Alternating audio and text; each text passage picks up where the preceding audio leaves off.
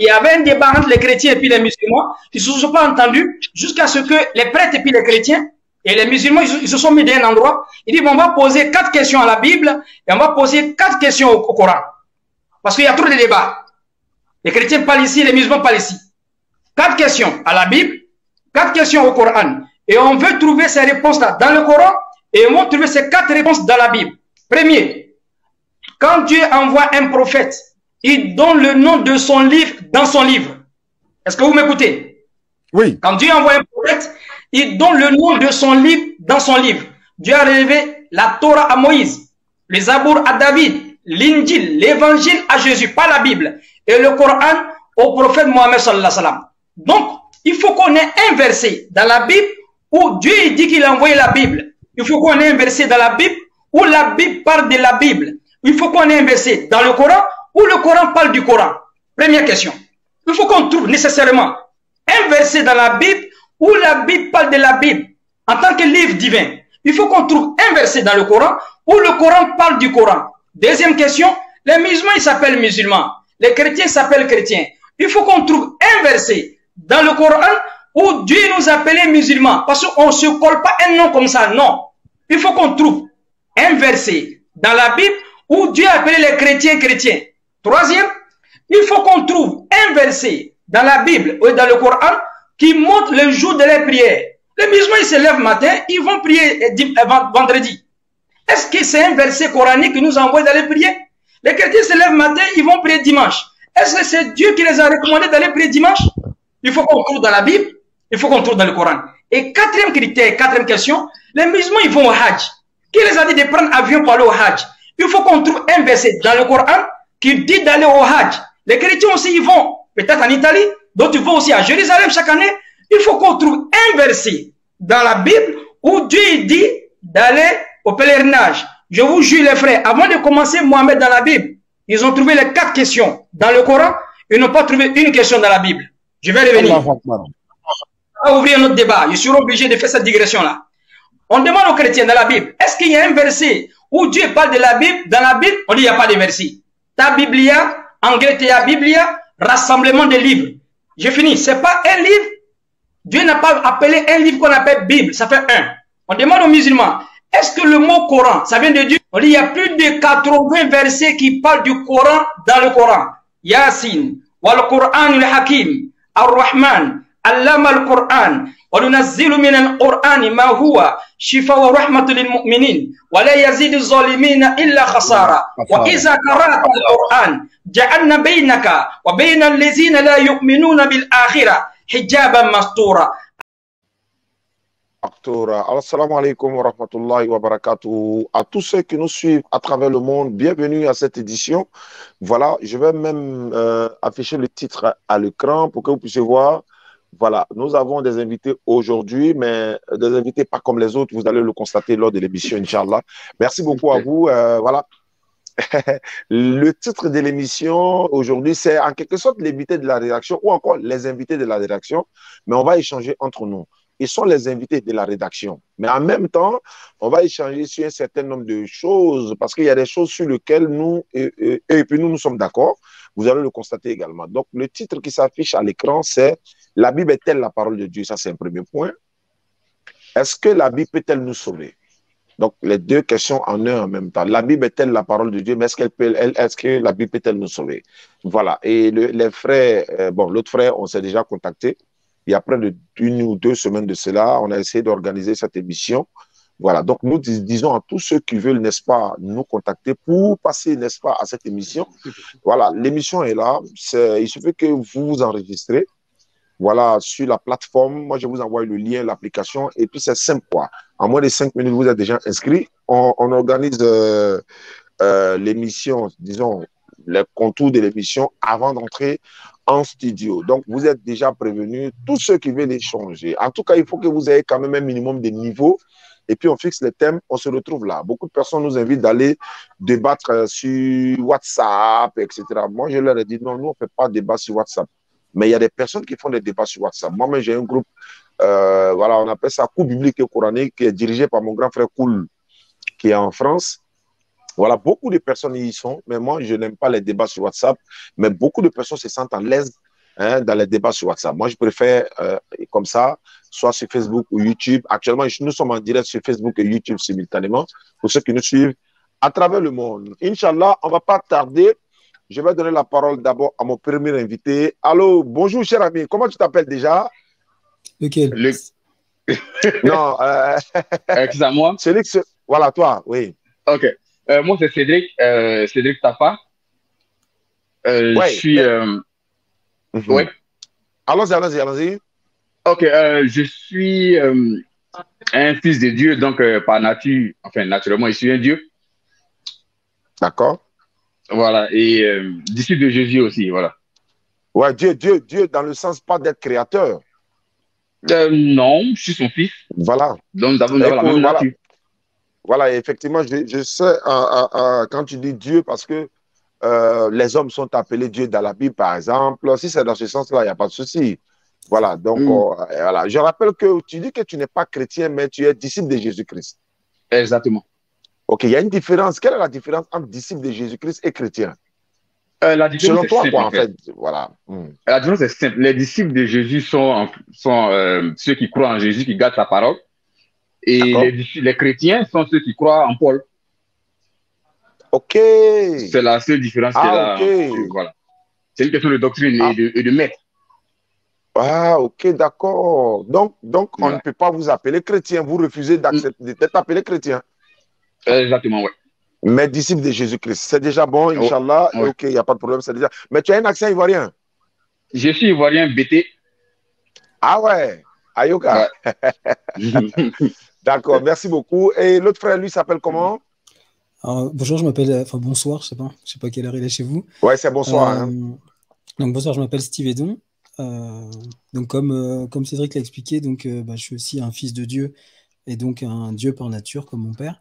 Et donc, pareil, je ne peux pas m'identifier en tant que chrétien, parce que les chrétiens sont disciples de Paul, concrètement. Et donc, je m'identifie en tant que disciple de Christ, parce que c'est les enseignements de Christ que je garde. Et donc, je suis disciple de Christ ou enfant de lumière, enfin, par rapport aux propos que Jésus emploie dans les évangiles, justement. Donc, ce qu'on garde vraiment comme fond d'enseignement, c'est les paroles de Jésus, qu'on donne en priorité sur les autres paroles, quelque part, sur les autres intervenants dans la Bible. On fait vraiment le tri entre ce que Jésus a dit et on utilise ce que Jésus a dit pour justement observer ce que les autres ont dit et voir si ça correspond ou pas, si c'est en phase avec ce que Jésus a dit ou pas. Ouais.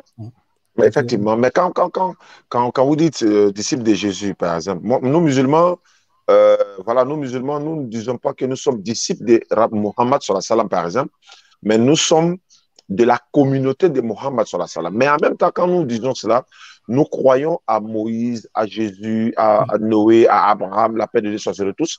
Mais quand vous vous identifiez d'être disciple de Jésus, ce qui veut dire, voilà, pas ce qui veut dire, mais est-ce que ça veut dire que vous rejetez les autres prophètes, par exemple? Vous ne les reconnaissez pas, puisque vous vous identifiez qu'à Jésus. Non, en fait, l'idée, enfin, je réponds, enfin, comme tu veux, c'est vrai que tu réponds. Vas-y. Mais dans l'idée, c'est Jésus, c'est notre point de repère, parce qu'il va dire, je suis le chemin, la vérité, la vie, nul ne vient au Père que par moi. Donc, du coup, on va partir sur le fait que l'exemple parfait, c'est l'exemple que Jésus nous a donné, en tout cas dans la Bible. C'est l'exemple que Jésus nous a donné, c'est l'exemple parfait de comment être un bon fils de Dieu. Et après, tous les autres exemples qui sont dans la Bible, donc Abraham, Moïse, David, toutes ces personnes, sont des personnes qui ont reçu des appels, qui ont reçu des paroles de leur Dieu, et qui ont aussi, comme toi et moi, enfin comme nous tous, des bons côtés, des mauvais côtés. Et l'avantage de la Bible, c'est qu'elle présente les deux. Elle présente les bons côtés, par exemple, d'Abraham, mais aussi les mauvais côtés d'Abraham. Elle présente les bons côtés de Moïse, mais aussi les mauvais côtés de Moïse. Et donc, c'est l'avantage qu'il y a dans la Bible, c'est qu'on voit vraiment les deux faces de chaque personnage. Et donc, avec Jésus, ça nous permet de savoir ce qui est bon et ce qui est mauvais dans chaque personnage. Yeah. Ouais. Allons-y, Cédric, allons-y. Je suis en phase avec lui sur ce point-là. On ne rejette pas les prophètes, en fait. C'est pas qu'on les rejette, on les identifie selon celui qui les a envoyés. Quand Jésus vient et qui dit tous ceux qui sont venus avec moi sont des voleurs et des brigands, sachant que Jésus est la vérité, donc pouvoir identifier ceux qui sont venus avant lui comme ne soit pas, enfin, n'étant pas envoyé par son Père, en fait. Et c'est là qu'on met la différence entre l'Éternel qui envoie les prophètes qui viennent avant Jésus et le Père qui envoie Jésus en Israël, le Père là même que les Juifs ne connaissaient pas. Donc, il y a une grande différence entre ces deux-là. Il y a un problème à ce niveau, parce que quand Jésus dit tous ceux qui sont venus avant lui sont des brigands et des voleurs, mais nous, on ne peut pas accepter qu'Abraham soit un voleur, Moïse soit un voleur, ou bien c'est pas à ceux-là qu'il fait allusion. Parce que c'est le même Dieu, parce que je vois souvent dans la Bible, on dit le Dieu d'Abraham, d'Isaac et de Jacob, mais c'est le même Dieu qui a envoyé Jésus. Non, sur ce point, on n'est pas d'accord. Non. Ah bon? Oui, on n'est pas d'accord. Alors, pas du tout. Mais il y a un seul Dieu, il n'y a pas deux dieux, Cédric. Justement, on n'est pas d'accord sur ce point. Ouais. Parce que si tu dis qu'il y a un seul Dieu, que moi je suis d'accord avec toi, ça veut dire que j'ai menti tout à l'heure quand tu disais qu'il était un Dieu. Non, moi je parle du Dieu créateur des cieux et de la terre. Toi, tu n'es pas un Dieu créateur. Non, il y a un Père qui est plus grand que tous, comme toi et ton Père. Et vous êtes tous les deux des hommes. Il est plus grand que toi. Ça ne fait pas de vous une seule personne, ça fait de vous deux personnes. Vous êtes la même nature. Parlant de la chair, bien sûr. C'est la même chose entre moi et mon Père, le Père céleste. Et il est le Dieu créateur de toutes choses. Il a fait tout en 6 jours, il s'est reposé le 7e. Et il m'a fait à son image. Donc, je suis son fils. Je suis un Dieu à son image, à sa ressemblance. Mais il n'est pas charnel, lui. Alors que toi, tu es charnel. Dieu est esprit, Jésus l'a dit. C'est la chair que tu vois. Je ne suis pas charnel, je suis esprit. Non, tu as un esprit, mais tu n'es pas Non, je n'ai pas un esprit. Je suis un esprit. Comment? Je suis un esprit qui vit dans ce corps que tu vois là.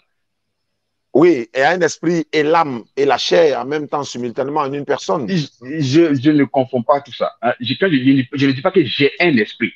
Je suis un esprit. Je suis né de l'esprit, donc je suis un esprit. Si on dit tu fais allusion à cette chair que tu vois là, elle ne sert de rien en fait. C'est une enveloppe, c'est comme j'ai ma voiture, comme si me l'a expliqué une fois. J'ai ma voiture, je l'utilise pour me promener, mais ma voiture ne me commande pas, c'est moi qui commande ma voiture. Oui, et donc, bien sûr, mais... c'est moi qui commande cette chair. Si je veux lever la main droite, je la lève. Non, c'est pas toi qui commande cette chair. Bon, je m'explique, c'est ta conception, je ne dis pas quelque chose, mais l'être suprême là, c'est lui qui te donne le souffle de vie et la force de lever ta main. Il y a des malades qui sont couchés dans l'hôpital. Il ne peut pas lever la main. Pourquoi il contrôle son corps, son âme, son esprit, et puis il ne peut pas lever la main, la maladie l'a terrassé? C'est parce qu'il y a un être suprême, supérieur qui lui fait faire ça. C'est-à-dire qui lui donne la santé, qui lui donne le souffle de vie, qui lui permet de respirer, etc. etc. Donc, il ne faut pas oublier l'être suprême. Il ne faut pas dire non, toi tu contrôles ton esprit, ton âme. Non, je ne suis pas d'accord, frère. Ok. Steve, vas-y. Par rapport à ton exemple, par exemple, quand on voit dans la Bible, souvent Jésus il guérit des malades. Et donc il est guéri par le pardon, il est guéri par une parole d'affranchissement, mais du coup c'est avec sa parole qui guérit, enfin qui fait ses miracles. En tout cas dans la Bible c'est comme ça que ça fonctionne. Et ce qu'on se rend compte, c'est que dans l'Ancien Testament, toutes les maladies, par exemple que tu cites comme des paralysies, j'en sais rien, toutes les maladies qui existent, on voit que c'est lié à des désobéissances. Parce que je crois que c'est dans Deutéronome 28, je crois, il faut de mémoire, où justement l'Éternel, le Dieu de l'Ancien Testament, liste toutes les maladies qu'on peut avoir à chaque fois qu'on désobéit à sa parole. Et donc il fait toute une liste. Et donc on se rend compte que toutes ces maladies qui existent, soit elles sont liées à un péché, soit elles sont liées à l'autorité de l'Éternel, le Dieu de l'Ancien Testament. C'est lui qui crée justement ce corps de chair, comme c'est écrit dans Genèse 2. On voit que c'est lui qui rassemble la terre justement pour remettre son souffle de vie et créer ce corps de chair. Lui, il crée aussi toutes les maladies. Et donc Jésus arrive en Israël pour leur apprendre la vérité, pour leur faire connaître la vérité sur un Père qu'ils ne connaissent pas, donc son Dieu à lui, qu'ils ne connaissent pas, et il leur montre tous les miracles qu'il est capable de faire. Donc là où le Dieu de l'Ancien Testament faisait vivre et mourir, Jésus, par exemple, il vient avec la vérité et la vie, et la résurrection. Donc avec la vie et la résurrection, pardon. Et donc, il vient aussi avec la guérison, il vient apporter la vue, il vient guérir les malades, faire marcher les paralytiques et tout ça. Toutes ces personnes qui sont bloquées dans leur chair, Jésus est capable de les délivrer juste avec sa parole, parce qu'il a été envoyé par son Père. Donc, il vient faire connaître à Israël la vérité. Oui, il vient le faire, mais par la permission de Dieu, comme lui-même le dit. C'est-à-dire que quelqu'un lui a donné un pouvoir, de pouvoir faire tout ce qu'il est en train de faire, ce travail miraculeux qu'il est en train de faire. il dépend de quelqu'un, en fait. Il ne le fait pas de sa propre volonté ou de son pouvoir. Lui, comme il le dit lui-même dans Matthieu 28, 18, il dit, tout pouvoir m'a été donné dans le ciel et sur la terre. Et puis, il a même dit, dans Jean 5, 30, il dit, je ne peux rien faire de moi-même. Donc, s'il ne peut rien faire de lui-même et que c'est le Père qu'on appelle Dieu qui lui a donné le pouvoir de le faire, donc ce que le Père a ordonné à Jésus de le faire, il le fera. Ce que le Père lui interdit de le faire, il ne peut pas le faire. Tel qu'il voulait ressusciter Lazare, et il avait besoin de relier ce contact-là au plus supérieur que lui. Donc, si Jésus fait quelque chose qui est différent de celle de Dieu, ben, c'est par la volonté de Dieu, c'est-à-dire que c'est Dieu qui lui a ordonné cela. En fait, il ne contredit pas ce que Dieu a dit, en fait. Non, il ne contredit pas. Et c'est là que c'est intéressant, c'est que, par exemple, tu prends l'exemple de Lazare, on voit bien que Jésus, il dit, je sais, enfin, je vais reprendre le passage, parce que je n'aime pas trop paraphraser, mais Jésus va expliquer qu'il a déjà, qu'il sait que Dieu va déjà l'exaucer. Mais il le fait pour montrer justement aux Juifs comment il agit. Et donc, si on prend dans le passage, je ne sais plus, c'est dans Jean 11. Attends, je vais essayer. Oui, c'est Jean 11, verset 38 à 44, quand il voulait ressusciter Lazare. Oui, effectivement. Et il va dire... Je sais que tu m'exauces toujours. Oui, je sais que tu m'exauces toujours. Parce que j'ai parlé à cause de la foule qui m'entoure. C'est ça. Et ce que je voulais te montrer, enfin, à travers ce passage, parce qu'il est très intéressant, c'est que Jésus montre justement, comment t'expliquer, parce que ça rejoint ce que disait Cédric. Ça veut dire que tu es un esprit. Cet esprit, il a des capacités. Et c'est ça que Jésus est venu faire connaître. Les capacités qu'a cet esprit que Dieu nous a données. Et donc, il montre tout ce qu'il est capable de faire grâce à ce don que Dieu nous a fait, de nous créer à son image et à sa ressemblance. Donc, on est des esprits dans un corps de chair. Et nous, on pense qu'on est limité par ce corps de chair. Mais en fait, Jésus montre que ce corps de chair ne sert à rien, que c'est l'esprit qui le vivifie. Ouais. Et donc, c'est ce témoignage qui vient rendre en Israël, parce que les gens sont concentrés sur ce corps de chair, mais pas sur l'esprit qui l'anime. Et donc, Jésus va leur dire, vous êtes esclaves en fait, vous êtes esclaves du péché, vous êtes esclaves de toutes ces choses, parce que vous n'êtes pas conscients vraiment de qui est réellement le Père qui est au-dessus, celui que vous ne connaissez pas.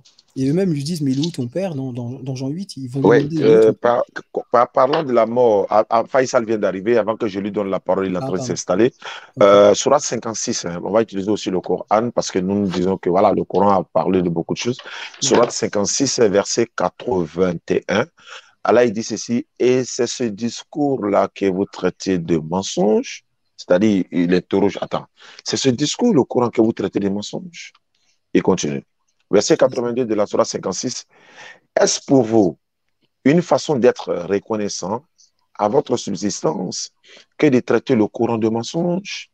83 de la 56, lorsque le souffle de la vie remonte à la gorge du moribond, et qu'en ce moment-là, vous regardez, et que nous, c'est-à-dire Allah, sommes plus proches de lui que vous qui l'entourez, mais vous ne le voyez point. Allah, il dit ceci, pourquoi donc, si vous croyez que vous n'avez pas de compte à rendre, ne le faites-vous pas revenir cette âme si vous êtes véridique? C'est-à-dire, c'est comme un défi, il lance. Le moribond est couché, il est en train de souffrir, il est entre la vie et la mort. Voilà, l'agonie de la mort fait apparaître la vérité. Il a dit ça dans une sourate. Allah dit, mais ceux qui l'entourent là, si vous pensez que cette âme-là ne va pas rendre compte de ce qu'il a fait et tout ça, mais est que vous qui l'entourez là, si vous pouvez le faire revenir de l'instant où il est fait, le alors. Donc, c'est comme un défi. Il dit, pourquoi ne le vous faites pas revenir cette âme si vous êtes vérité?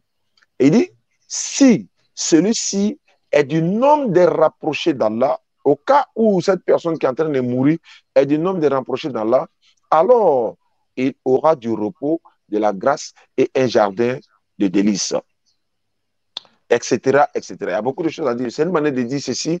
Je disais aux frères tantôt que souvent on a tendance à parler et puis oublier celui-là même qui contrôle notre âme, celui-là même qui contrôle notre vie et le souffle de vie qui est en nous, celui-là même qui peut faire de nous ce qu'il veut, quand il veut, comme il veut.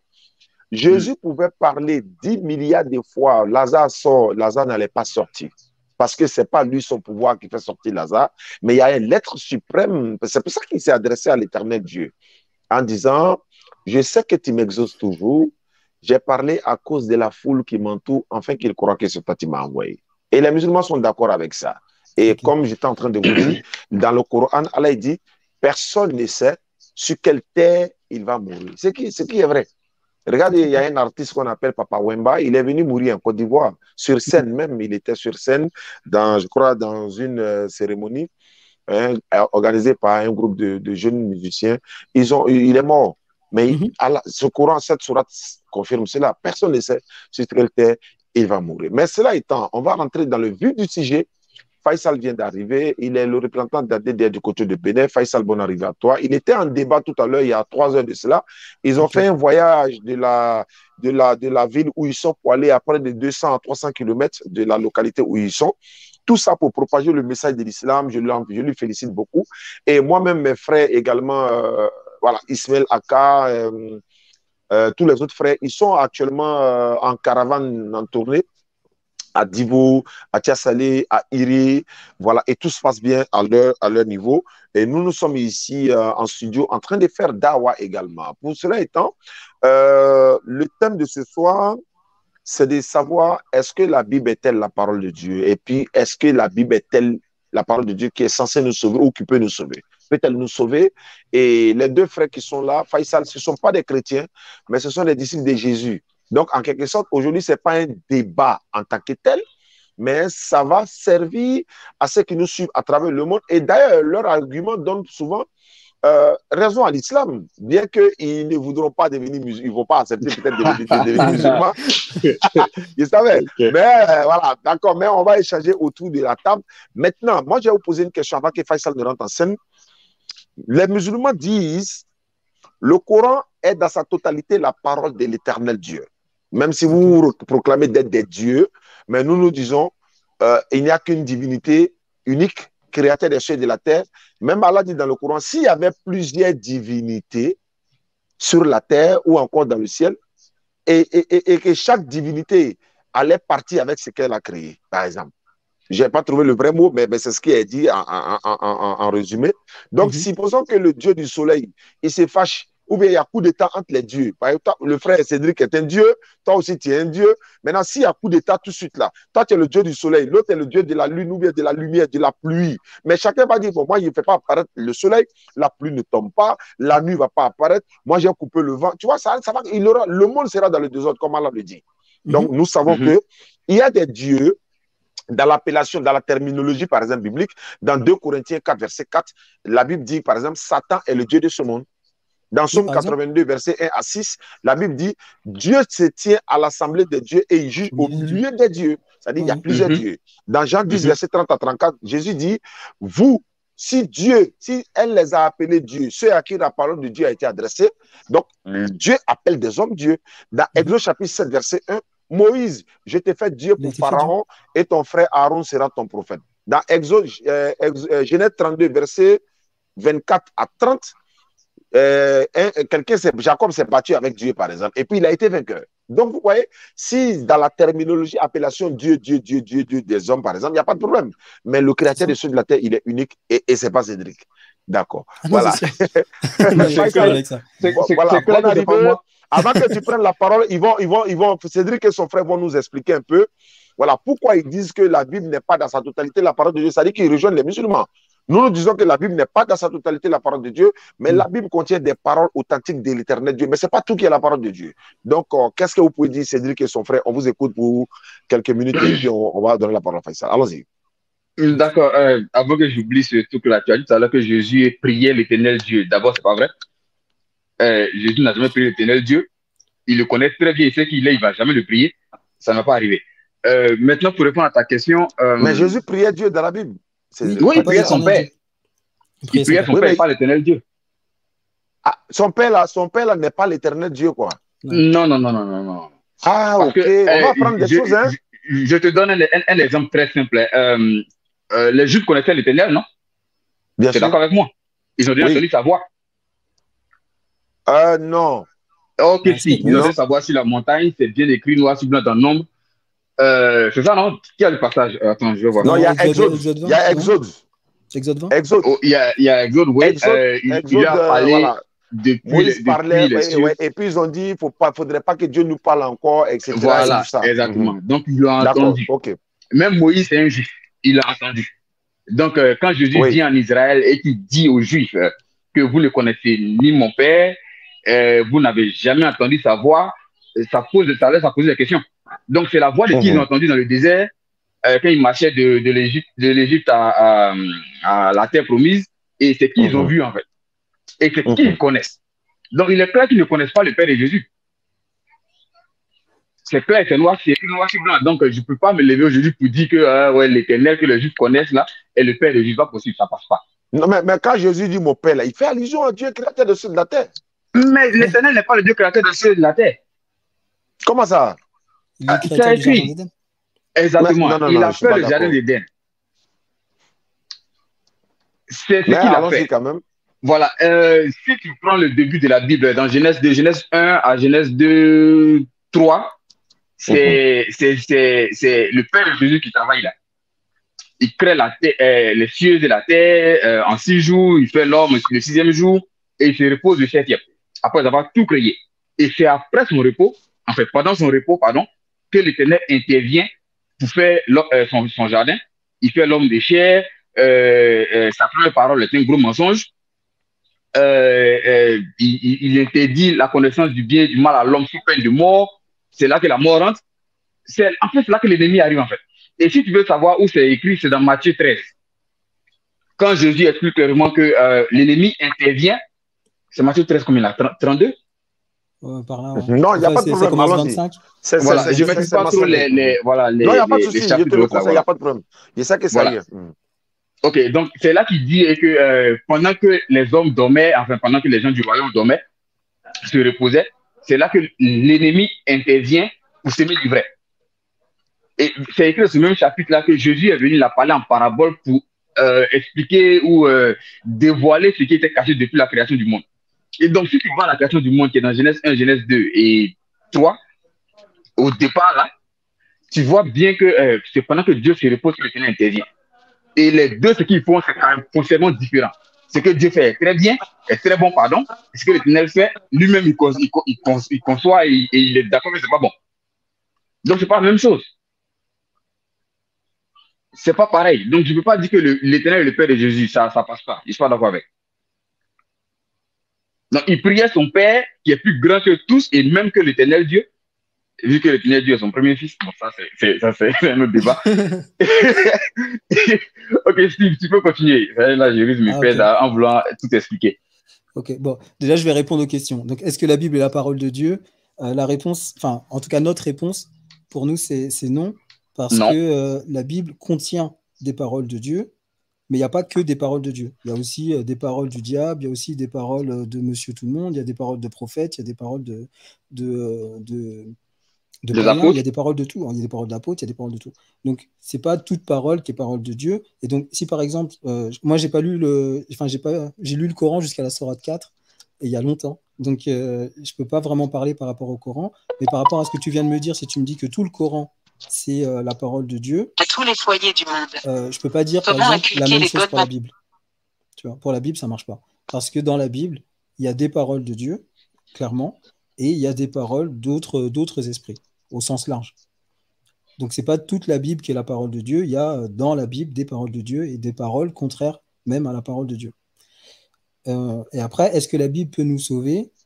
Là, c'est oui et non. En fait, quelque part, je peux dire oui, parce que comme il y a des paroles de Dieu dans la Bible, si on arrive à les identifier, à faire la différence entre les paroles de Dieu et les autres. Oui, mais d'aucuns diront c'est pas un livre qui sauve. Certains peuvent le dire. Non, bien sûr, c'est pas le livre qui sauve. Non, c'est comme j'ai une épée dans la main, ça veut pas dire que je peux conquérir le monde. C'est-à-dire, je peux couper des choses, je peux me tuer avec, je peux déchirer un voile si j'en ai envie, je peux faire des choses, je peux me défendre, je peux attaquer. Mais c'est comment je vais l'utiliser. Et c'est pareil pour la Bible. Ça veut dire que je peux prendre le livre et prendre tout ce qui est dans la Bible pour argent comptant en disant voilà, tout est vrai, et je vais me mélanger les pinceaux parce qu'il y a des choses qui se contredisent dans la Bible. Donc il faut les regarder en face. Il y a des énigmes, il y a des choses qui sont volontairement faites pour qu'on les voit en opposition, pour qu'on puisse vraiment discerner ce qui est bien de ce qui est mal. Tu as parlé ça. des discernés, ça me plaît de parler des discernés, mais pourquoi certains nous disent, par exemple, la Bible, c'est pas un roman, on ne le lit pas comme ça, il faut avoir le Saint-Esprit. Qu'est-ce que vous en pensez? Bon, ça, c'est des paroles de chrétiens. Voilà, c'est ça. Quand tu dis certains, c'est des tu veux paroles dire de les chrétiens. chrétiens. Les chrétiens qui le disent. Je vais juste répondre à cette question parce que souvent les gens disent ça. Nous, on fait énormément de débats donc, avec les chrétiens. Et donc, souvent les chrétiens disent ça pour endormir les choses. C'est-à-dire qu'il faut bien comprendre quelque chose. Si on doit discerner, on doit savoir ce qui est bien, ce qui est mal. Et donc, une personne qui n'a pas envie qu'on fasse la différence entre le bien et le mal, il va commencer à flouter les choses, à dire non, mais tu peux pas comprendre, tu n'as pas l'esprit de Dieu, tu sais pas, la Bible c'est plus compliqué, il y a ce qui est écrit, mais la lettre tue, il faut aller au-delà, etc. Et donc, toutes ces paroles-là, c'est des paroles justement pour t'empêcher de faire la différence entre le bien et le mal. C'est le but du jeu. Et donc, c'est pour ça que quand Cédric il expliquait qu'entre Genèse 1 et Genèse 2, il y a une différence. Dans Genèse 1, Dieu autorise tous les fruits. Genèse 1, 29, il a créé l'homme et la femme à son image. Enfin, il a créé l'homme à son image, il a créé la femme, il a créé les deux. Et il leur donne tous les fruits d'arbres à manger, sans exception. Alors que quand tu arrives dans le chapitre 2, tu vois l'Éternel Dieu qui arrive. Lui, il crée son jardin, donc il crée son propre espace. Dans son jardin, il va implanter l'homme qu'il a créé en chair et en os. Et lui, il va lui interdire une chose, la connaissance du bien et du mal. Donc son intérêt à lui, c'est d'empêcher de faire la différence entre le bien et le mal. Et à chaque fois que tu vas parler avec un chrétien, c'est ce qu'il va essayer de faire. C'est-à-dire que si toi, tu distingues clairement le bien et le mal, lui, il va essayer d'endormir le truc pour que tu dises, mais oui, mais tu vois, il y a des choses, des fois, c'est bien, mais c'est un mal pour un bien. Il y a des fois, tu veux faire le bien, mais tu reçois le mal. Ils vont commencer à endormir les choses. Parce que c'est leur mission. Leur mission, c'est de revenir dans le jardin d'Éden et dans le même état qu'Adam avant qu'il ait mangé le fruit de la connaissance du bien et du mal. Donc, ils veulent te faire revenir dans cette espèce de nudité où tu appartiens complètement à l'Éternel. Et par contre, tu ne fais plus la différence entre le bien et le mal. Tu délègues ça à l'Éternel. C'est l'Éternel qui décide ce qui est bien, ce qui est mal. Et des fois, l'Éternel interdit de tuer, mais il tue. Il y a des fois, il va interdire de convoiter, mais il va dire va à Canaan, voir toutes les bénédictions, toutes les matières premières qu'il y a sur ce terrain. Et tu vas voir tout ça, c'est à toi, je te le promets. Donc, il va faire des promesses qui vont à l'encontre même de ses propres lois. Tu comprends? Ok. Ouais, d'accord. Merci beaucoup. Merci. On va essayer de donner la parole à Faisal. Faisal, bienvenue à toi. Merci pour la mission. Voilà, le décor est planté. Hein. Je pense que Faisal, tu sais maintenant. voilà où nous en sommes. Voilà. Mais nous, en fait, ça nous met à l'aise par rapport à quoi? Parce que nous, musulmans, nous l'avons proclamé haut et fort tous les jours que la Bible n'est pas la parole de Dieu dans sa totalité, mais la Bible contient des paroles de Dieu qui sont authentiques, qui sont dans la Bible. Maintenant, quand il s'agit de savoir, d'abord, vous êtes d'accord avec ça? Je rappelle que Faisal, il dit qu'ils ne sont pas chrétiens, je leur concède, ils sont disciples de Jésus, mais en même temps, nous, on croit en Jésus également, mais on n'est pas disciples de Jésus. En fait, nous, on croit en Jésus-Christ, on croit à Moïse, on croit à Abraham, on croit à tous les prophètes, mais nous ne sommes pas leurs disciples.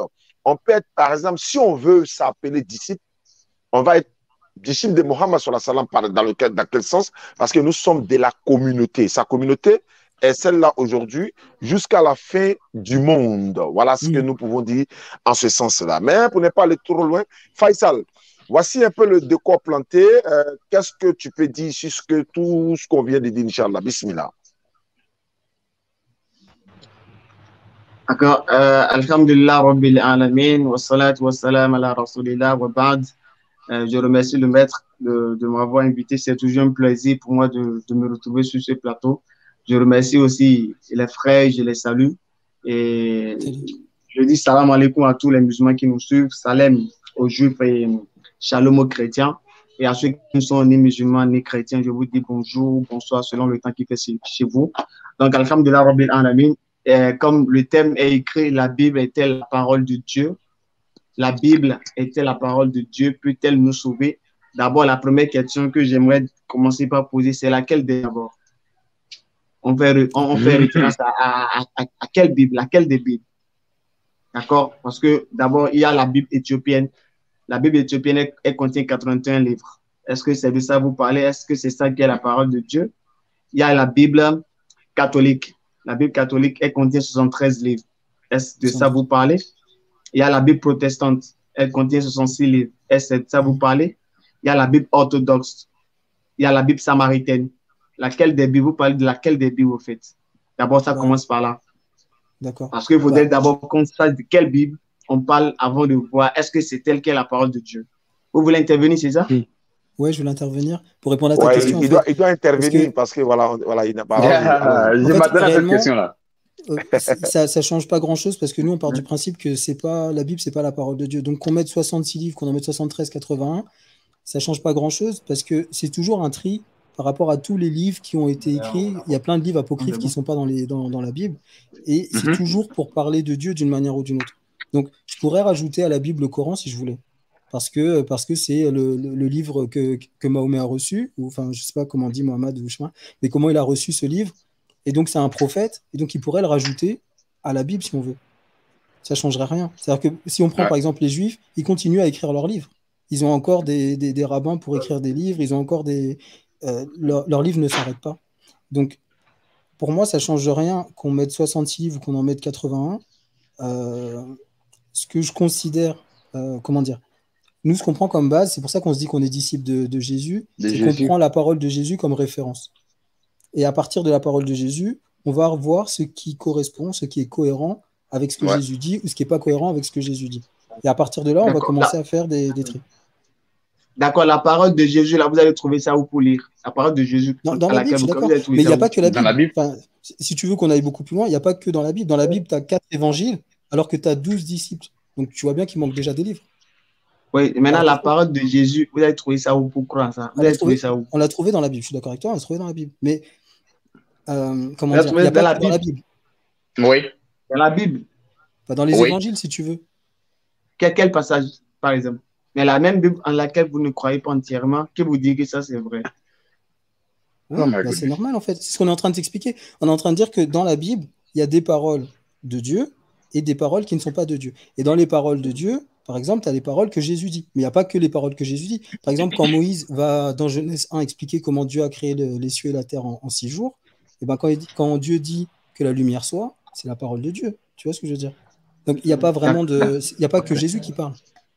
Mais si tu me demandes où est-ce que j'ai trouvé les paroles de Jésus, dans les évangiles, par exemple, Matthieu va dire Jésus dit, même dans Daniel, oui.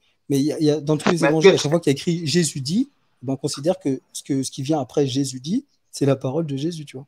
Ouais. Parce qu'il y a écrit Jésus dit. Selon les évangiles, les évangiles auxquels vous croyez, la Bible, l'évangile a dit, les évangiles disent que Jésus-Christ lui-même dit qu'il est le sauveur seulement pour les enfants d'Israël. Vous êtes enfants d'Israël? Oui. Oh, ok. Oui, non, mais c'est vrai. Non, mais je suis d'accord avec toi là-dessus. C'est-à-dire que Jésus, il vient sauver les enfants d'Israël parce que les enfants d'Israël sont dans le mensonge. Est-ce que vous êtes enfant d'Israël? Bah non, pas du tout. Non. Bien que... Alors, je suis pas juif. Si vous n'êtes pas enfant d'Israël, est-ce que Jésus est votre sauveur? Alors que lui, il est venu sauver les enfants d'Israël uniquement. Non, pour moi, en fait, il n'y a pas de notion. La notion de salut ou la notion de sauvetage, là, c'est justement pour les enfants d'Israël parce qu'ils sont dans le mensonge. Nous, on n'est pas nés dans ce mensonge. Tu vois pas? Exactement. Moi, je suis pas né en Israël sous la loi de Moïse. En fait, la Bible n'a pas, Jésus n'a pas dit ça. Jésus n'a pas dit c'est parce qu'ils sont dans le mensonge qu'il est le sauveur des enfants d'Israël seulement. Lui, il dit il est venu, je n'ai été envoyé que pour les brebis perdues de la maison d'Israël. Oui, c'est ce que je Il n'a pas dit ceux qui. Oui, au fait, il faudrait dire ce qui est écrit. Par exemple, vous voulez nous faire comprendre que les enfants d'Israël, comme ils sont dans le mensonge, alors Jésus est leur sauveur. Mais comme vous n'êtes pas dans le mensonge, vous pouvez vous accaparer de Jésus. C'est ça, non? Non, non, pas du tout. En fait, c'est pas aussi fermé que ça. Ce que je veux dire par là, c'est que, comment expliquer? Le peuple d'Israël, c'est un peuple élu, ok? Enfin, ils se considèrent comme un peuple élu parce que dans leurs promesses, dans leur histoire, ils sont mis à part. Donc, déjà, tu as un peuple qui est mis à part. Mais mis à part par rapport à tous les peuples. D'accord. Maintenant, ce que j'aimerais savoir de façon simple, est-ce que Jésus est votre sauveur? C'est ça que je veux savoir. Selon la Bible, est-ce que Jésus est votre sauveur? Là, Jésus, c'est mon frère. Non, votre sauveur, je parle de sauveur. Je parle pas de frère. Mais tu me demandes si c'est mon sauveur. Je ne peux pas dire oui ou... Enfin, non, c'est pas mon sauveur. Parce que c'est pas comme si... Alors, maintenant, c'est qui ton sauveur? Si Jésus n'est pas ton sauveur, c'est qui ton sauveur? J'ai pas besoin d'être sauvé. De quoi? Donc, tu vas aller en enfer, quoi? Mais non, pas du tout. Non. Toi, tu n'as pas besoin d'être sauvé. Parce que j'ai pas besoin d'être sauvé, puisque Dieu est mon père. Être sauvé de quoi? Les Juifs, chez qui Jésus est venu là, il est venu les sauver de quoi exactement? Tu veux me sauver de qui? Il est venu leur montrer le chemin qui mène au salut. Oui. En leur demandant de se soumettre à la volonté de Dieu. Donc, pour qu'il puisse il est venu leur apporter la lumière. Non, parce qu'il était dans les ténèbres. Oui, c'est ça, il dit la lumière l'a conduit à quoi? C'est pour qu'ils aient la vie éternelle, n'est-ce pas? Pour qu'ils puissent voir. Ils sont dans les ténèbres. Est-ce qu'ils ne voyaient pas? Ils ne voyaient pas quoi? Non, ils étaient aveugles quoi. Donc, bien c'est sûr, pour qu'ils puissent aveugles, donc tous les juifs étaient aveugles quoi. Ils ne voyaient pas. Mais c'est leur père qui l'a fait. Donc, je parle avec eux, il faut qu'une personne parle. Pardon, excuse-moi, je vais prendre la parole. Steve, vas-y. Pardon. Tu prends Adam dans le jardin d'Éden. Il est aveugle. À quel aveugle? Dans quel sens? Maintenant, on rentre dans la vraie question. Dans quel sens on parle d'aveuglement? On ne parle pas d'aveuglement dans le sens physique, genre je ne vois pas les choses. On parle d'aveuglement dans le sens où je ne comprends pas les choses. Et c'est pas du tout la même chose. C'est-à-dire que Adam, il est aveugle. Écoute, Adam, il est aveugle tant qu'il n'a pas mangé le fruit de la connaissance du bien et du mal. Le jour où il mange le fruit de la connaissance du bien et du mal, il a les yeux ouverts parce qu'il a du discernement. Donc, à partir du moment où il peut comprendre la différence entre la lumière et les ténèbres. D'accord, mais là, je veux qu'on aille à l'essentiel. Si Jésus n'est pas votre sauveur, qui est votre sauveur? Comment vous serez sauvé? Et j'ai pas besoin d'être sauvé. C'est ça que je suis en train de t'expliquer. Donc, vous ne voulez pas aller au paradis, c'est ça? C'est pas ça. C'est pas ce que je t'ai dit. Mais sauvé, là, c'est quoi? D'être sauvé. Sauvé, c'est justement, c'est ce que j'essaie de t'expliquer parce que là, tu es par quel moyen vous allez accéder au paradis? Par qui et par quel moyen? Ok. Pour toi, c'est quoi le paradis? Je peux pas, juste le paradis, c'est le lieu de repos pour la récompense. C'est-à-dire que l'Éternel Dieu va nous récompenser en fonction de ce que nous ferons sur la terre ici en bien, en fait. Okay. Et l'enfer, c'est le lieu de souffrance que l'Éternel va récompenser ceux qui feront le mal. C'est-à-dire le bien et le mal. Tu fais le bien, tu es récompensé par le bien. Tu fais le mal, tu es récompensé par le mal. Donc, l'enfer et le paradis, ça existe bel et bien. D'accord. Et là, en ce moment, si tu fais le bien, est-ce que Dieu te récompense ou tu dois attendre de mourir? Non, il y a quelle récompense, par exemple? Non, j'essaie de comprendre. Voilà, le repos, en fait, la paix, la tranquillité, ce genre de choses. Quand tu obéis à Dieu, dans ce que Dieu t'ordonne, la récompense de Dieu, surtout pour le croyant, il te donne une partie ici-bas, il te donne la grande partie dans l'au-delà, dans le paradis. Donc, ça, c'est la récompense de l'éternel Dieu. Maintenant, quand tu fais le mal, il y a le malfaiteur, par exemple, il lui récompensera, par exemple, par rapport au bien qu'il fera ici-bas, mais il sera châtié dans l'au-delà. Donc, le malfaiteur, il est récompensé ici, mais il est récompensé du bien ou du mal? Non, en fait, le malfaiteur, par exemple, quelqu'un peut commettre le mal toute sa vie, mais il récoltera le bien ici-bas. Il aura l'impression même que c'est qu'il fait bien. Mais pourtant, le châtiment l'attend. Mais alors ici... Pourtant, le châtiment l'attend. Mais nous parlons des croyants, par exemple. Vous êtes croyants, nous, on est croyants. Moi, je ne parle pas des malfaiteurs. Voilà. Nous n'allons pas quitter cette terre-là et puis c'est fini. Mais et puis, il n'y a rien. Non, je veux dire, quand même, on ne va pas rester éternellement sur terre. On quittera cette terre. C'est ça que j'essaie de comprendre. Parce qu'en fait, la question, c'est qu'est-ce qu'on définit comme paradis ou comme enfer, tu vois? Où est-ce qu'on va? Qu'est-ce qu'on fait? Parce que pour moi, si tu me demandes où je suis là aujourd'hui, sincèrement, enfin là, je ne peux pas te filmer parce qu'il fait nuit, mais pour moi, je suis au paradis. C'est-à-dire que la terre que Dieu a créée, au commencement, là, quand il a fait les cieux et la terre, c'est pour nous qu'il l'a créée. Donc si tu me demandes ce que c'est que le paradis aujourd'hui, pour moi, c'est l'endroit où je suis. Pour toi, hein? Et donc, non, mais pour moi, parce que pourquoi je te dis ça? Parce que si je fais le bien, eh ben, il m'arrive du bien. Si je fais le mal, il m'arrive du mal. Je comprends pas. Mais je vais prendre un exemple. Ceux qui ont commis des crimes, atrocités dans le monde, et puis ils sont en liberté, ils ont tué des centaines de personnes, mais ils sont en liberté. Et ces personnes qui sont mortes, elles sont mortes zéro, il n'y aura pas de sanction contre les criminels. Il n'y aura rien, c'est fini. Non, je te demande à toi, quelle sera la sanction de ces personnes-là? Pourtant, la personne est en liberté. Hein. Il a tué des milliers de personnes et les milliers de personnes, leurs familles sont en deuil, mais lui, il est en liberté et c'est tout, quoi. Il n'aura rien. Je veux savoir. Quand il se débarrasse de score, et je pense que c'est pareil dans... Enfin, la dernière fois, j'étais dans... C'est marrant que tu me demandes ça, parce que la dernière fois, j'étais dans une mosquée, parce que j'avais un ami musulman qui m'avait invité. Et l'imam avait justement prêché sur... quand quelqu'un fait le bien ou comment dire, il anticipe le bien, il va directement au paradis. Et quand quelqu'un est toujours chaud pour faire le mal et qu'il anticipe le mal, il va directement en enfer. Et quand quelqu'un est entre les deux, des fois il fait le bien, des fois il fait le mal sans trop savoir, et ben là on va peser le pour et le contre. Et s'il a fait plus de bien de Hassanet que de mal, il va au paradis. S'il a fait plus de mal que de bien, il va en enfer. Et donc, Je comprends la même chose la personne ici. peut se repentir, en fait. Oui, c'est Quelqu'un peut faire le bien, ici. il peut faire le bien et le mal, et puis après, il se repent. Malgré sa repentance, il aurait un jugement par rapport aux actes qu'il a posés. C'est ce que je veux savoir. Quelqu'un qui a commis des atrocités, il a tué des milliers de personnes, et ces milliers de personnes, ses familles sont endeuillées, et que lui, il est en liberté, et que personne ne lui reproche rien. Est-ce que tu penses que c'est fini comme ça? Lui, il n'aura pas de compte à rendre dans ce qu'il a fait? Et tout le monde a des comptes à rendre, c'est pas la question. Tout le monde a des comptes à rendre. Lui, il va arriver et il va. Enfin, s'il se repent de rien et qu'il est chaud dans sa vie. Non, pas qu'il se repent. Il est dans cette position et qu'il meurt. Il est dans cette position. Il meurt dans cette position. Est-ce qu'il aura un compte à rendre par rapport au crime qu'il a posé ou pas? Il sera jugé par rapport à ce qu'il a fait, c'est normal. Il sera jugé par qui? Il sera jugé par Dieu, c'est normal. Très bien. S'il sera jugé par Dieu et qu'il sera condamné, quel sera son sort après être jugé par Dieu? J'ai dit bien après sa mort. Hein. Après sa mort. D'accord. Voilà, maintenant, son sort, c'est quoi? Son sort, c'est de retrouver son père à lui, en fait, le diable. C'est-à-dire? Il va en enfer, mais pour lui. Attends. Ah, il va en enfer, le mot est sorti. Oui. Il va en enfer. Bien sûr. Oui, bien sûr. Donc, l'enfer existe alors. L'enfer existe. C'est un lieu de châtiment. Voilà, c'est ce que je disais à Cédric. Maintenant, quelqu'un qui aura fait du bien, protéger l'âme des gens et tout ce qui va avec, il a passé toute sa vie à protéger les gens, il a adoré Dieu comme il le faut, il meurt. Quel est lui son sort alors par rapport à l'autre qui a commis des crimes? Lui, il va au paradis. Mais je comprends ce que tu dis. Il va au paradis. Donc, on s'est compris maintenant. D'accord. On comprend très bien ce que tu dis. Mais je comprends ce que tu dis. Ce que je veux dire par là, c'est que déjà, ici-bas, c'est la même chose. Je comprends pas. Non, ici-bas. Tout à l'heure, on en a parlé tout à l'heure. On s'est dit, tout à l'heure, tu m'as dit, j'ai parlé avec un sataniste. Et donc, lui, il voulait aller en enfer. Oui, bien sûr. D'accord? Maintenant, pour le sataniste, l'enfer, c'est l'enfer ou c'est le paradis? En fait, pour le sataniste, il ne sait pas ce que c'est que l'enfer. Vous savez, pourquoi il sait pas? Pourquoi il ne sait pas? Non, il ne sait pas. Mais toi, tu sais. Toi, tu sais ou pas? En fait, le sataniste dit, lui, il sera dans une tranquillité en enfer. Bien sûr. Pourtant, vous savez très bien, vous et moi, vous savez très bien que c'est faux. Non, c'est pas faux. Pourquoi c'est faux? En vrai, regarde, si par exemple, je suis un meurtrier. Mais qui lui a dit ça? Qui lui a dit qu'il sera dans une tranquillité en enfer? Parce que nous, on a des preuves coraniques. Hein. Lui, il n'a aucune preuve, le sataniste. Même bibliquement, il sera tourmenté nuit et jour, etc. Parce que, ok, c'est clair. Dans les textes, il sera tourmenté, il n'y a pas de problème. Mais si c'est ce qu'il aime. Voilà. Non. Je comprends pas.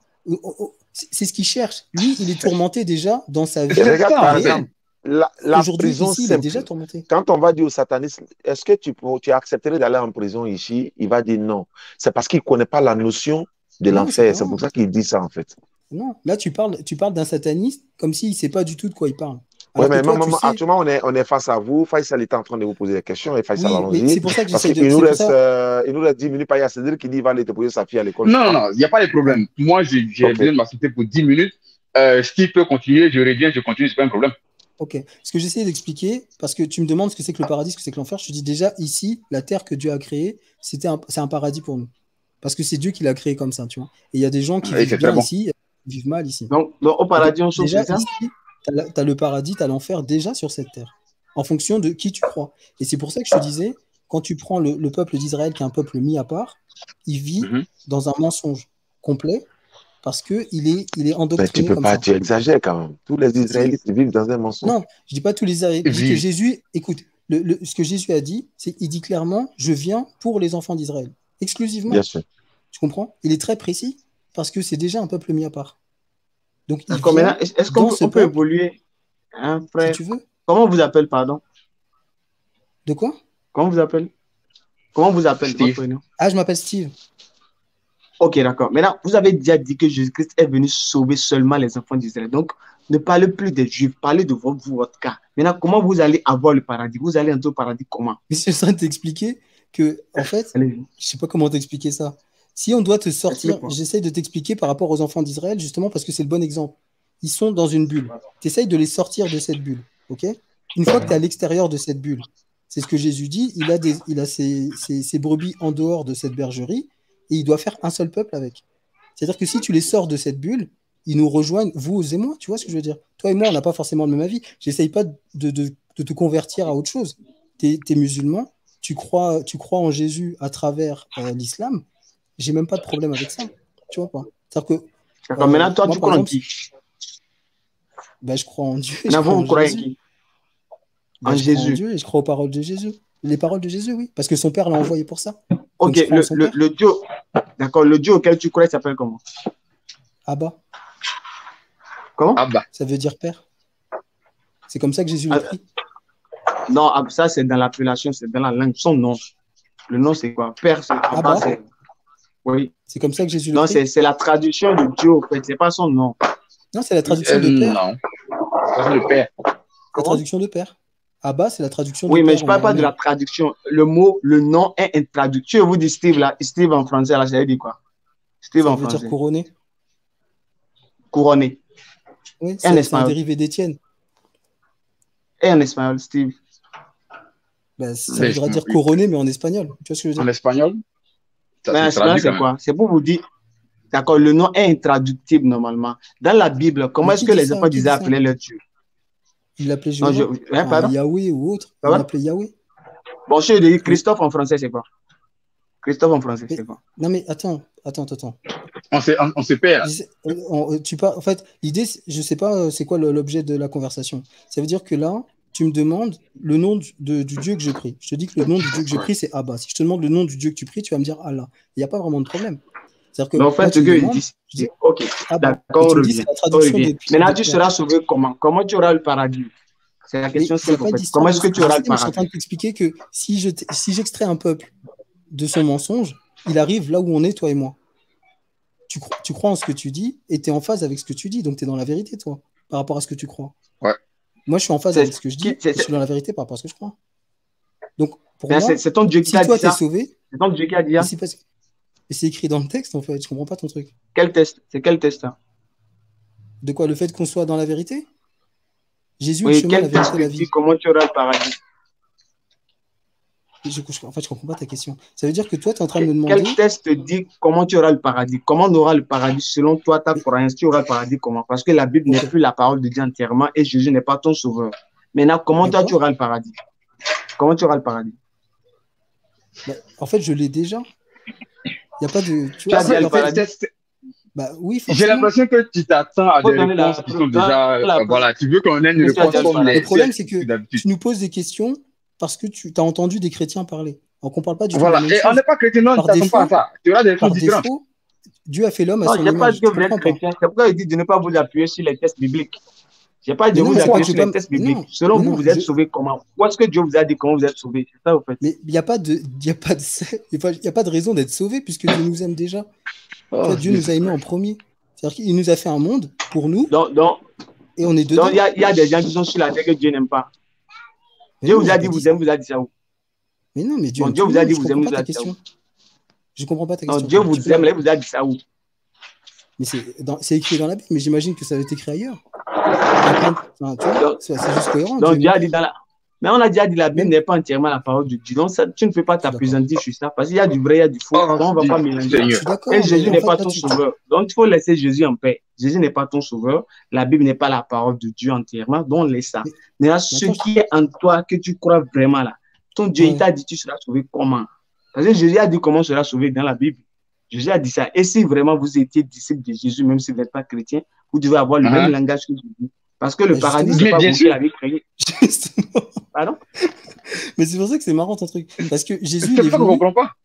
En fait, Jésus, il est venu sauver les enfants d'Israël. T'as compris ça? Comment On est il devait d'accord les avec ça. sauver? Dites-moi. En Comment leur Jésus apprenant la devait les vérité, sauver? en leur faisant connaître la vérité. Vous connaîtrez la vérité, Quelle la vérité vérité? vous affranchira. Quelle Donc, ils ont vérité? pour Quelle père le vérité? diable. Tu comprends quoi? Quelle vérité? Quelle Ils ont Ils ont vérité? pour peur le diable. Ils ont pour peur le diable. C'est ce que Jésus leur dit. Donc, Jean 8, Jean pour 23, aller au 24. paradis, pour aller au paradis, il faut croire que les gens ont pour peur le diable. C'est ça? D'accord. Mais non, c'est pas ça. Je comprends. Maintenant, En fait, c'est quelle vérité Jésus est venu les montrer qui va nous donner les saluts? C'est quelle vérité? mais en fait, je pense que le problème, c'est la bulle dans laquelle on parle. On est d'accord sur une chose. Toi et moi, on est d'accord sur une chose. Jésus est venu apporter le salut aux enfants d'Israël. Ok? Maintenant, comment? Ça, Comment il va on est apporter d'accord ce ou non? salut? C'est ce que je suis en Je train suis de te dire. d'accord. Je suis d'accord. Jésus a Maintenant, dit, comment il va vous apporter ce connaîtrez salut? la vérité vous affranchira. On est dans Jean 8. D'accord? On peut prendre ce texte si tu veux. On peut le prendre ensemble. On va Je dans suis Jean d'accord, 8. Jean 8, 32. Il n'y a pas de problème, Ok. Jean 8, 32. Maintenant, comment il va Ok. les sauver? C'est le comment là, je veux. Mais c'est ça, en leur faisant connaître la vérité. Où est-ce qu'il a dit ça? Quelle vérité? C'est quelle vérité va les faire connaître? C'est ça, en fait. Mais ça suit dans le texte, mais continue à lire le texte alors. On prend le Ah texte ouais, et tu verras, il le dit alors, clairement. dites-moi. Ben, Dites-moi, c'est quelle vous vérité? avez pour père le diable qui tue et ment depuis le commencement. C'est pour ça qu'il Donc, va la vous faire vérité. mourir. Donc, pour avoir la vie éternelle, il faut croire que les malfaiteurs ont pour père le diable. C'est ça qui donne la vie éternelle, c'est ça? Non, pas les Non, malfaiteurs. pas les malfaiteurs. Pourquoi tu... On Non, parle des pourquoi juifs, tu parles... là, tu vois. on parle du peuple Donc, il faut d'Israël. croire que les juifs ont pour père le diable. Donc, si tu crois que les juifs ont pour père le diable, donc tu es au paradis, c'est ça? Bah, Tu es déjà, dans la vérité. non, tu es dans la vérité. Une fois que tu es dans la Oui, mais vérité, tout le monde croit c'est bon. ça. Tout le monde croit ça, c'est trop passé. Tout le monde croit que Jésus. Bah alors tout va bien alors, tu vois ce que je veux dire? Aïe. C'est ça que je suis en train de te dire, c'est que tout va bien. À partir du moment où tu as Non, compris ça, tu as fait, déjà compris la Jésus-Christ, grosse partie du boulot. en fait, Jésus-Christ, Père de Dieu sur lui, il a dit comment obtenir le salut, oui ou non, dans Ouais. la Bible, de façon claire. Ouais, en croyant sa parole. On croit à sa parole, n'est-ce pas? Mais, donc, vous ne croyez pas qu'il est mort pour vos Voilà. péchés? Ben non. Non, Ok. T'imagines comment c'est ça n'a bizarre? aucun sens. Ouais, c'est pour ça que j'ai posé la question, parce qu'en Mais vous oui, entendant c'est parler, trop c'est ce bizarre. que je me suis rendu compte. Si Donc, vous mon croyez père que c'est envoie sa son parole que fils, vous allez... Voilà. Allons-y, c'est envoie son fils pour se faire tuer, pour qu'il me pardonne mes péchés, mais pourquoi je vais vouloir être enfant de ce père-là? Ouais, ça sera mon tour bientôt.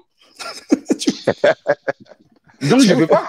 Ça n'a pas de sens. Alors là, Ça n'a pas de sens. Alors là. Donc, c'est pas le père de Jésus qui l'envoie pour se faire tuer.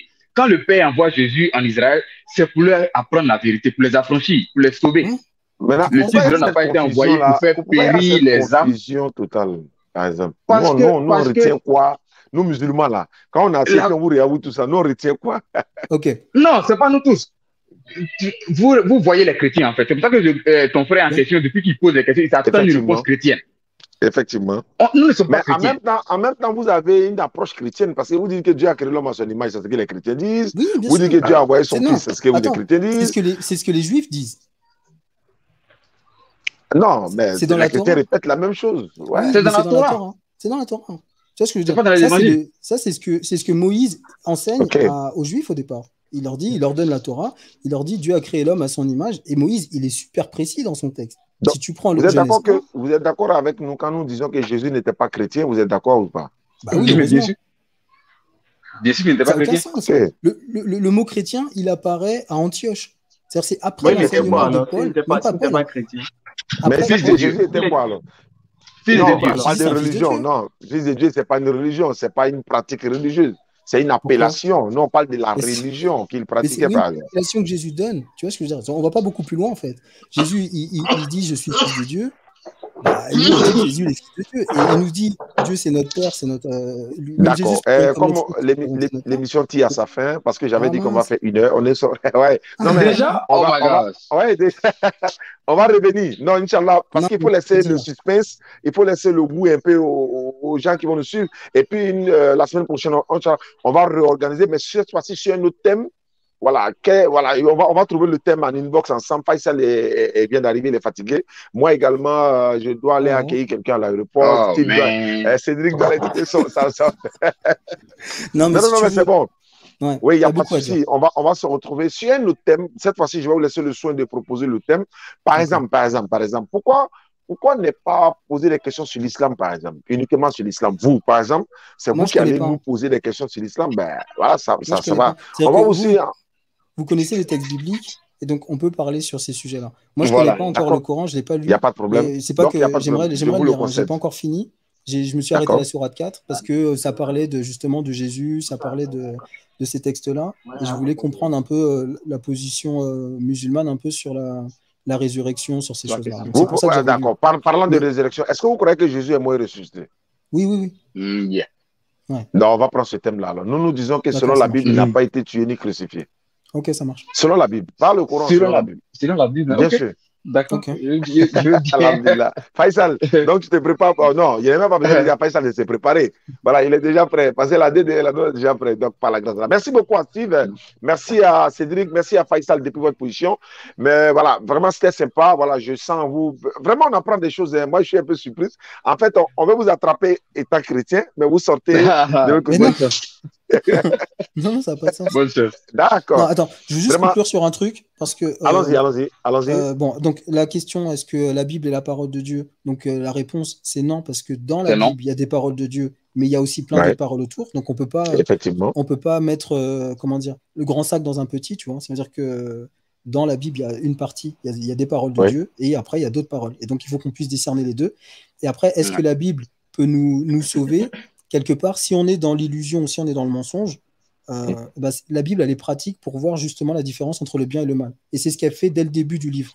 Donc, la première histoire dans la Bible, c'est vraiment cette histoire de connaissance du bien et du mal. Et c'est ça la clé. Et qui permet après de comprendre l'ensemble du livre. Donc, c'est vraiment ça la conclusion. Et donc, si tout à l'heure, tu m'as posé sur la question de Jésus qui est mort pour mes péchés, etc. Donc, nous, on dit que c'est vraiment n'importe quoi cette histoire. C'est vraiment n'importe quoi. N'importe quoi, ouais. L'injustice. C'est vraiment l'injustice. Okay. La question de tout à l'heure, comment on fait pour être sauvé, etc. Donc, c'est vraiment un problème au niveau des Juifs qui sont dans le mensonge.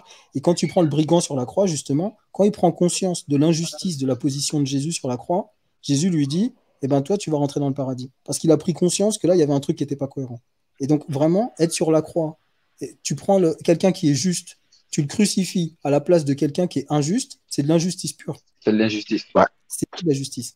C'est vraiment de l'injustice. C'est-à-dire que vous croyez que Jésus est mort et ressuscité, mais il n'est pas mort pour nos péchés. C'est deux choses différentes. Il est mort pour nous montrer justement cette injustice. Cette injustice qui existe dans la loi, qui existe déjà dans le peuple juif, tu vois, d'entrée de jeu. Et eux, ils ont été jusqu'au bout du truc. Ils n'étaient jamais en train de dire « oui, on veut te faire mourir », etc. C'était toujours quelque chose qu'ils gardaient en eux. C'était des discussions à côté que les pharisiens avaient à part en disant « il faut qu'on trouve le moyen de le faire mourir ». Mais jamais ils assumaient en face qu'ils voulaient le faire mourir. Et donc Jésus, il dit « vous voulez me faire mourir, vous voulez faire la volonté de votre Père ». Et donc, il a été jusqu'au bout du truc. Et en allant jusqu'au bout de la démarche, il leur montre que réellement, ils voulaient le faire mourir. Donc, ils veulent faire mourir la parole de Dieu concrètement dans le lieu du crâne, Golgotha. Donc le message est très clair. Donc Cédric, pour ta conclusion, et puis après on passe à Faisal. On est en phase complètement. Ah ok, d'accord, il n'y a pas de souci. Donc c'était aussi ta conclusion, toi. Faisal, allons-y pour ta conclusion. C'est moi, il élève moi. D'accord, alhamdulillah rabbil alamin. Donc je remercie le maître de m'avoir invité, je remercie aussi les frères. Donc, comme vous avez pu le voir, les frères ont avoué, ils ont reconnu que la Bible n'est pas la parole de Dieu. Maintenant, la question que j'aimerais les poser, si la Bible n'est pas la parole de Dieu, alors qu'attendez-vous pour embrasser l'islam, parce que le Coran est la parole d'Allah entièrement. Qu'attendez-vous? C'est la seule question. Salam alaikum à tous. Alaikum salam. La réponse à la prochaine émission. Peut-être que quand on va les démontrer que Jésus n'est pas mort et ressuscité, qu'ils seront convaincus, peut-être on ne sait jamais. Voilà. Après, je suis pressé de voir ça. Comme je te dis, moi, merci beaucoup et à la prochaine. Il y avait un débat entre les chrétiens et puis les musulmans. Ils ne se sont pas entendus jusqu'à ce que les prêtres et puis les chrétiens et les musulmans, ils se sont mis dans un endroit. Ils disent, on va poser 4 questions à la Bible et on va poser 4 questions au Coran. Parce qu'il y a trop de débats. Les chrétiens parlent ici, les musulmans parlent ici. 4 questions à la Bible, 4 questions au Coran. Et on veut trouver ces réponses-là dans le Coran et on va trouver ces 4 réponses dans la Bible. Premier. Quand Dieu envoie un prophète, il donne le nom de son livre dans son livre. Est-ce que vous m'écoutez? Oui. Quand Dieu envoie un prophète, il donne le nom de son livre dans son livre. Dieu a révélé la Torah à Moïse, les Zabour à David, l'Injil, l'Évangile à Jésus, pas la Bible, et le Coran au prophète Mohammed sallallahu alayhi wa sallam. Donc, il faut qu'on ait un verset dans la Bible où Dieu dit qu'il a envoyé la Bible. Il faut qu'on ait un verset dans la Bible où la Bible parle de la Bible. Il faut qu'on ait un verset dans le Coran où le Coran parle du Coran. Première question. Il faut qu'on trouve nécessairement un verset dans la Bible où la Bible parle de la Bible en tant que livre divin. Il faut qu'on trouve un verset dans le Coran où le Coran parle du Coran. Deuxième question, les musulmans ils s'appellent musulmans, les chrétiens s'appellent chrétiens. Il faut qu'on trouve un verset dans le Coran où Dieu nous appelait musulmans parce qu'on ne se colle pas un nom comme ça, non. Il faut qu'on trouve un verset dans la Bible où Dieu appelait les chrétiens chrétiens. Troisième, il faut qu'on trouve un verset dans la Bible ou dans le Coran qui montre le jour de les prières.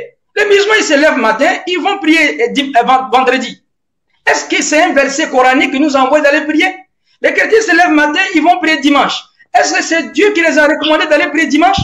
Il faut qu'on trouve dans la Bible, il faut qu'on trouve dans le Coran. Et quatrième critère, quatrième question, les musulmans, ils vont au Hajj. Qui les a dit de prendre avion pour aller au Hajj? Il faut qu'on trouve un verset dans le Coran qui dit d'aller au Hajj. Les chrétiens aussi, ils vont peut-être en Italie, d'autres ils vont aussi à Jérusalem chaque année. Il faut qu'on trouve un verset dans la Bible où Dieu dit d'aller au pèlerinage. Je vous jure les frères, avant de commencer Mohamed dans la Bible, ils ont trouvé les 4 questions dans le Coran, ils n'ont pas trouvé une question dans la Bible. Je vais revenir. On va ouvrir un autre débat. Ils seront obligés de faire cette digression-là.